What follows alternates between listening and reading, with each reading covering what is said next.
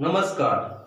आज की क्लास में हम शब्द विचार में आगे बात करते हैं।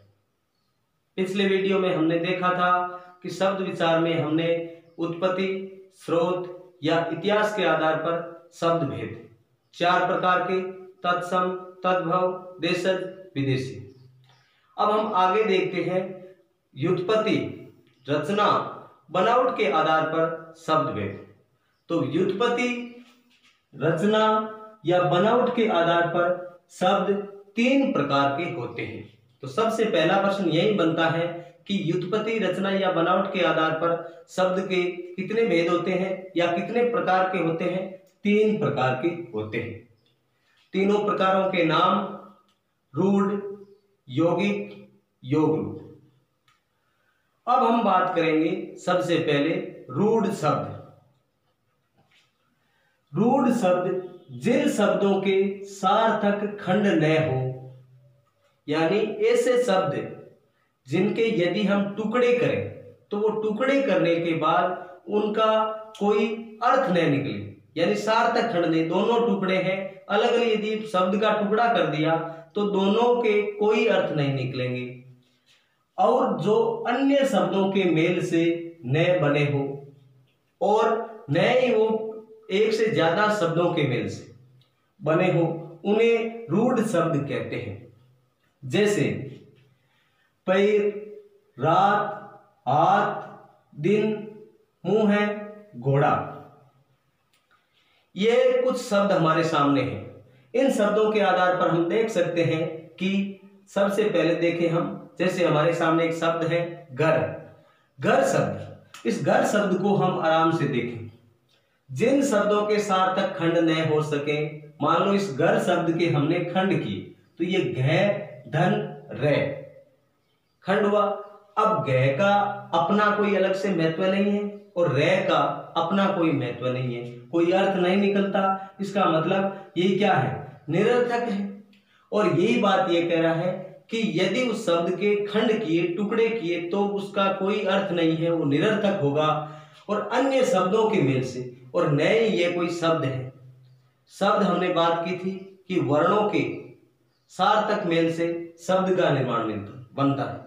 तो कई वर्ण, 2 से ज्यादा वर्णों का सार्थक मेल होना चाहिए तो शब्द बनता है। तो ये दोनों शर्त इस पर लागू नहीं है। इसका मतलब हम कह सकते हैं कि इसमें ये जो है रूढ़ शब्द है।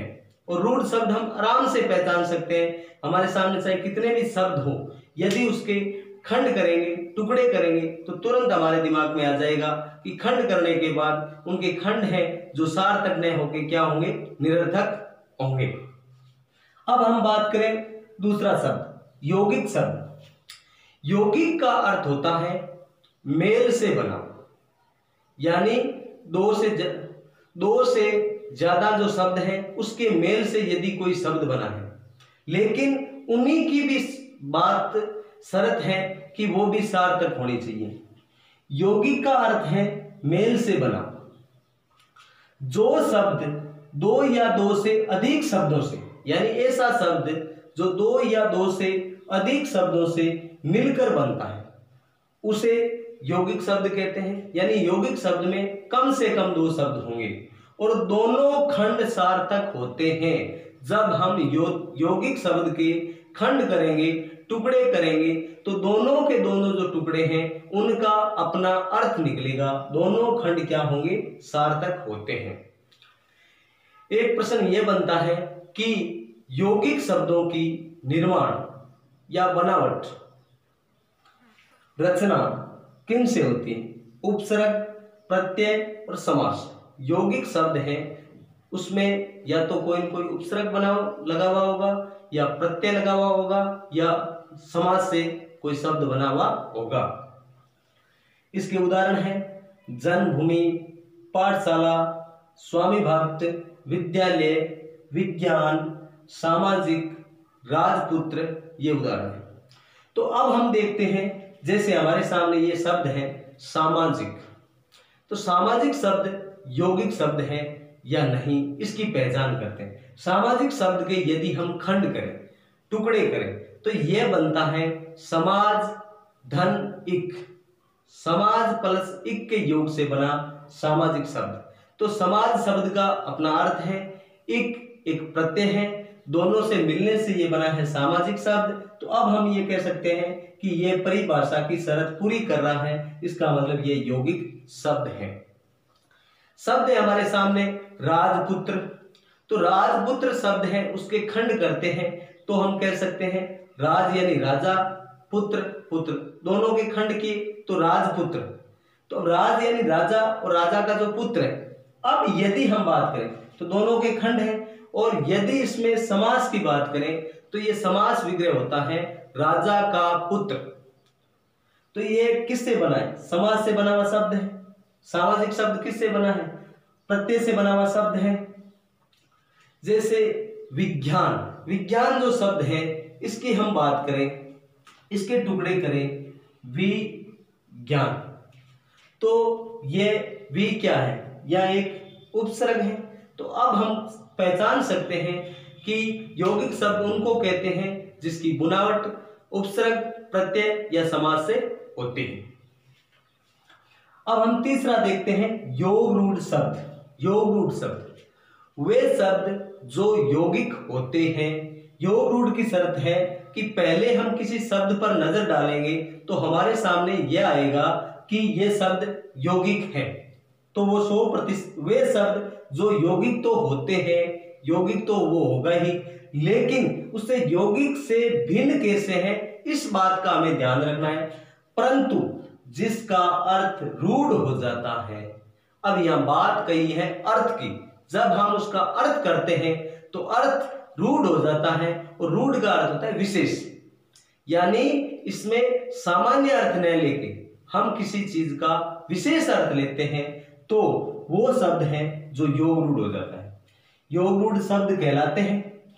योग रूढ़ की शर्त क्या है? सामान्य या साधारण अर्थ को छोड़कर, यानी जो हम सामान्य अर्थ लेते आए हैं, साधारण अर्थ लेते हैं, उसको छोड़कर यदि हमने कोई तीसरा अर्थ ले लिया, विशेष अर्थ ले लिया, तो वो योग रूढ़ शब्द है। जैसे हमारे सामने एक दे रखा है पंकज शब्द। तो पंकज जो शब्द है, पंकज शब्द के यदि हम पहले तो हमारी नजर जाए कि पंकज एक शब्द है, इसके टुकड़े करें पंक और जय। तो पंक और जय, पंक का अर्थ होता है कीचड़, जय का अर्थ होता है जन्मा। दोनों के अपने अपने सार्थक अर्थ हैं, और जहां दो से अधिक शब्द मिलकर बनते हैं उन्हें यौगिक शब्द कहते हैं। लेकिन दोनों खंड कैसे होने चाहिए? सार्थक होने चाहिए। तो पहली चीज तो कह सकते हैं कि पंकज शब्द यौगिक शब्द है। लेकिन परंतु जिनका अर्थ रूढ़ हो जाता है, यदि जिन यौगिक शब्दों का अर्थ रूढ़ हो जाता है या विशेष हो जाता है तो वो आ जाता है योग रूढ़ में। तो पंख में जन्मा यानी साधारण अर्थ है, या पंख में जन्मा यदि कहते हैं, और पंख में जन्मा अर्थ के लिए यदि हम काम में लेते हैं साधारण अर्थ में, तो ये एक यौगिक शब्द है। लेकिन रूढ़ हो जाए विशेष अर्थ के रूप में, यदि पंकज शब्द आते ही हमने कह दिया कमल, तो हम कह सकते हैं कि या ये योग रूढ़ शब्द बन गया। जैसे दशानन, लंबोदर, पीतांबर, जलज, नीलकंठ, ये जो शब्द हैं ये सारे के सारे योग रूढ़ शब्द हैं। तो योग रूढ़ शब्द में एक बात हमें ध्यान में रखनी है कि बहुव्रीहि समास के सभी उदाहरण, ये सबसे महत्वपूर्ण है कि बहुव्रीहि समास है उसके सभी उदाहरण हैं वो योग रूढ़ शब्द की रचना करते हैं। यानी बहुव्रीहि समास में के सारे शब्द हैं जो योग रूढ़ शब्द हैं। यदि हम रचना या बनावट के आधार पर शब्दों का जो वर्गीकरण है, तीनों में ये अंतर हमें पता हो, परिभाषा हमें पता हो कि किसको रूढ़ शब्द कहते हैं, किसको यौगिक शब्द कहते हैं, किसे योग रूढ़ कहते हैं, तो हमारे सामने चाहे हजारों लाखों कितने भी शब्द हो, हम उसको आराम से पहचान सकते हैं। अब हम आगे तीसरे जो प्रकार है शब्द का, तीसरा प्रकार है प्रयोग के आधार पर शब्द का जो तीसरा प्रकार है उसको पढ़ते हैं। अब हम आगे देख रहे हैं रूप प्रयोग के आधार पर शब्द दो प्रकार के होते हैं। तो हमने देखा उत्पत्ति के आधार पर 4 प्रकार के, व्युत्पत्ति के आधार पर 3 प्रकार के, और अब हम देख रहे हैं रूप या प्रयोग के आधार पर शब्द 2 प्रकार के होते हैं। विकारी, अविकारी।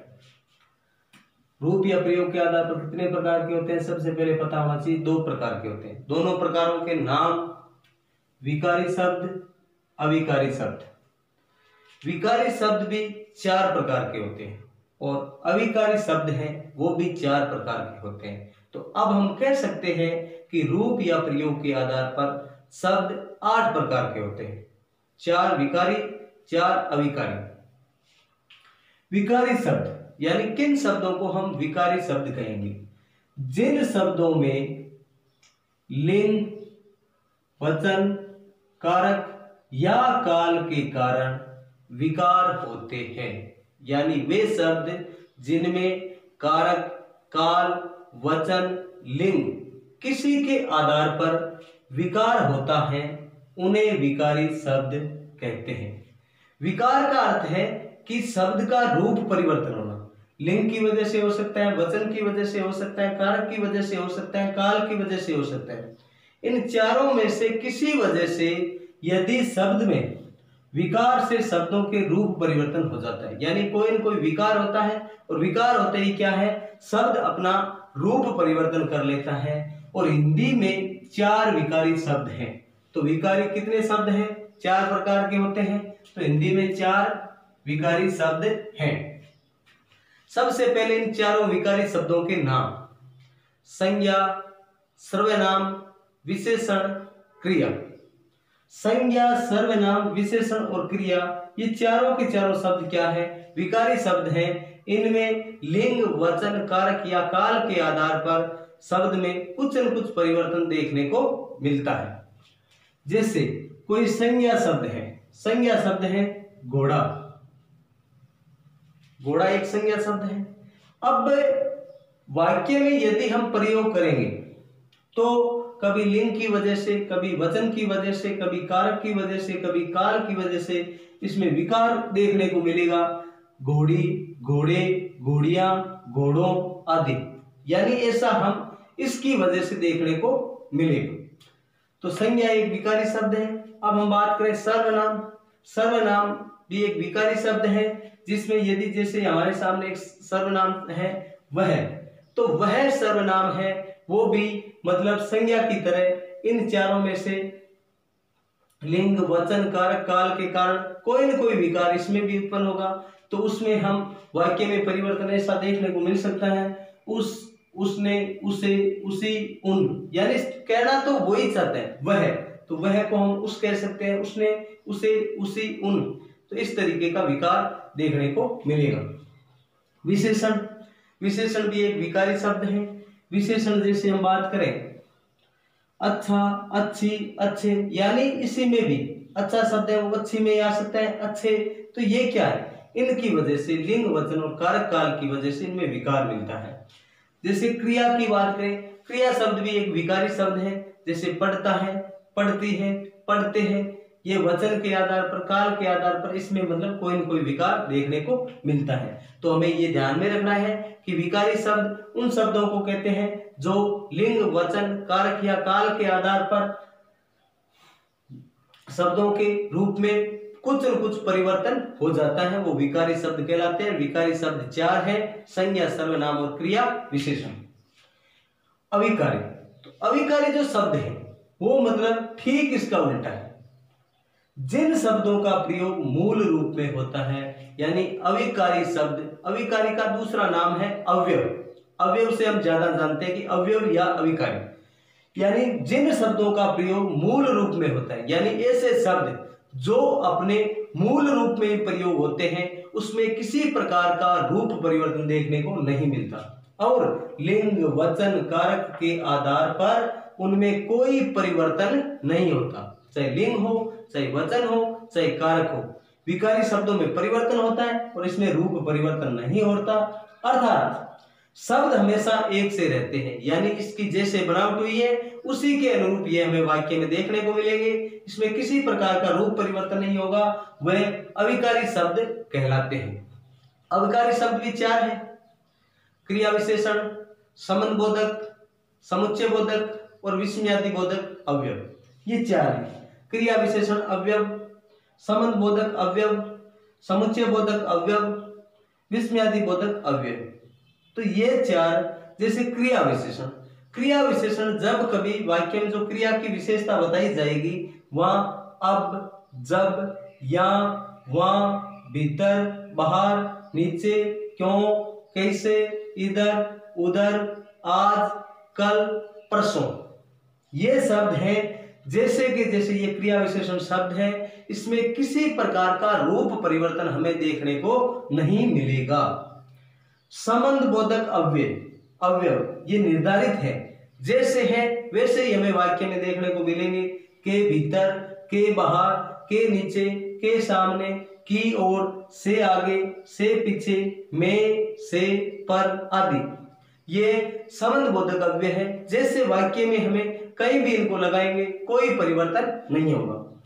समुच्चय बोधक अवयव, तो हमें पता ध्यान में होना चाहिए कि समुच्चय बोधक क्या है, संबंध बोधक ये कौन कौन से, तो ये सारी बात हम आगे इसको पढ़ेंगे, क्योंकि शब्द विचार में अभी तो हम बात कर रहे हैं कि हमारे पहचान में आना चाहिए कि विकारी क्या होता है, अविकारी क्या होता है, तत्सम क्या होता है, तद्भव क्या होता है, सारी बात आगे करेंगे। समुच्चय बोधक अवयव, तो इसमें ये जो समुच्चय बोधक अवयव है ये भी निर्धारित है, इसमें कोई रूप परिवर्तन नहीं है। और, तथा, किंतु, परंतु, अथवा, इसलिए, या, तो, यदि, क्योंकि आदि, ये शब्द है वैसे के वैसे ही हमें वाक्य में देखने को मिल जाएंगे, इसका कोई रूप परिवर्तन नहीं होगा। और विस्मयादि बोधक अवयव, विस्मयादि बोधक अवयव है, उसमें अंत में विस्मयादि बोधक चिन्ह लगा हुआ मिलेगा, या विस्मयादि बोधक, क्योंकि यहां भी या शब्द है, तो या शब्द आते ही हमें ऐसा लगेगा कि यार समुच्चय बोधक पे हमने पढ़ा था, तो लेकिन विस्मयादि बोधक अवयव है उसमें इसका खुद का चिन्ह लगा, विस्मयादि बोधक चिन्ह है जिससे हमें दर्शाया हुआ मिलेगा।